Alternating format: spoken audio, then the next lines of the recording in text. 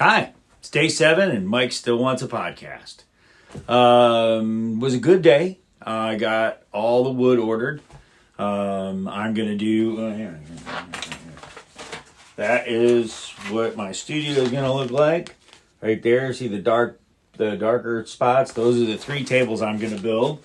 It's going to be a like a 7-foot conference table for the group podcast that'll hold up to 6 people, a desk for the production, and then a base that the wall is going to sit on. That's acoustic wall that's going to go right up against it.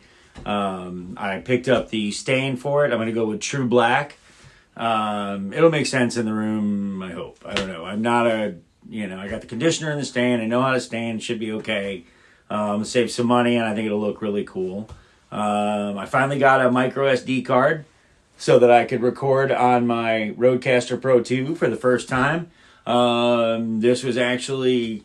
I now know more about SD cards than I'm pretty sure I knew about my second marriage. I mean, I know it all. And that second marriage, she was definitely an SDHC. See? There's a AV joke right there. You know what I mean. Anyway, I got the SD card, and today I sat down and did the first 30-minute podcast episode using, good equipment. I mean, my Brockville stuff that I got a long time ago, you know what? I had so much fun with it over the last few years, bringing people over. Even if you don't go, I'd suggest anybody buy a cheap podcast setup, because even if you don't do a podcast, it is so fun when friends come over and you just sit and talk. It's crazy how people open up. I find that very interesting, and I really enjoyed doing it those years. But now it's kind of cool having the new stuff, and that was my first recording using good equipment. Love the Rodecaster, and of course, this guy, I like to say that Mike's mic is a sure thing. I'm going to actually get a sticker on here and do sure and then thing underneath, because I'm a juvenile delinquent, as always. I'm still recording on my phone.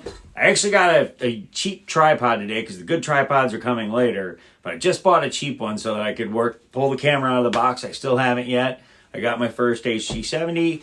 I'm going to be pulling that out after I'm done here before I crash, because I'm getting tired. These are long days. I got to work on those ums. I went to the restaurant that I'm going to start running on Monday. It's my old partner's restaurant, and it's struggling. And I went in, I got to meet some of the employees, and they seem very nice. There's only 25 front of the house employees, so my last one I had 80. I think I can do that if they're nice, and I think I'm pretty good at that. Let's hope so. I'm going to attempt to I'm in the process of attempting to turn a restaurant around. I have just a couple of months to do all these things. I got to turn a restaurant around. I'm building a podcast studio. I'm writing and doing 2 podcasts by June 1st. Teaching myself to be an audiovisual engineer. Today I learned all about SD cards. And I'm doing it all while I'm now 3 weeks sober, after about 30 years of just hardcore alcoholism. I was a drinker, boy. I don't know. The proof's in the pudding. You say you'll never drink again. I don't want to make this about that. This is about doing a podcast, doing the impossible. I think that it always reminds me of George Danzig. Most people never heard of him. He died about 10 years ago. I was just itching my leg, by the way. Dirty mother. Got enough with the ums. I'm going to get a rubber band and just snap myself every time I say from now on. I swear to you. Anyway, George Danzig, guy was going to school to be a mathematician, and he was, by all accounts, he was just an average mathematician, right? And he was kind of lazy or whatever. At least that's what he says he was. And he showed up to class late one day, and the lecturer had 2 problems up on the board. George writes down the problems and finishes class, goes home, and when he goes to do everything else, he whips out these problems, and they're wicked hard, and it takes him 3 weeks to solve them, and he finally does, and he gets it all figured out, and he takes it and he gives it to the professor. He's like, "Hey, I finally figured this out." And the professor's like, "All right, just put it over there."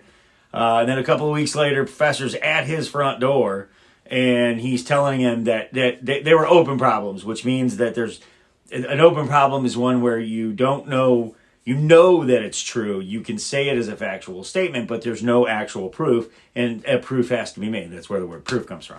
Anyway, he proved. He created proofs for both of these unsolvable math problems. Because he was late for class, he had no idea that when the lecture started, the lecturer had told everybody in the class that these were unsolvable problems, many of them going back a long way.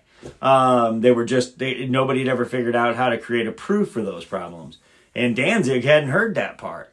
So he showed up, copies down the problems, and next thing you know, he solved them. The guy ends up, the professor was his advisor then, and that became his thesis. He went on to have a great career. I'm not a genius, and I'm no math wizard or anything like that. And I'm 50, and I'm on my way out. You know what I mean? But whenever faced with something that seems impossible, I guess the answer is you can do anything as long as you don't know that you can't. And I wanted a challenge, and this is one, and I'm going to do it. That's all I got for tonight. I didn't get very technical, but I got a great new, I'm writing scripts for when my podcast Uncommon Content comes out, the first one, and I'm writing scripts, and I figured out a really cool way to write out the notes that lead to my script, that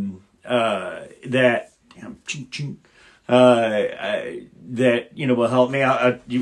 I do have one new piece of equipment I'll show you before I go. I'm going to pull this off the janky little thing that I got here, and I'm going to flip this thing around. I'd like to introduce you to the I can turn it this way now. I'd like to introduce you to the very, very high-tech world of my new teleprompter. Yeah, baby. That's my teleprompter. See you on day 8.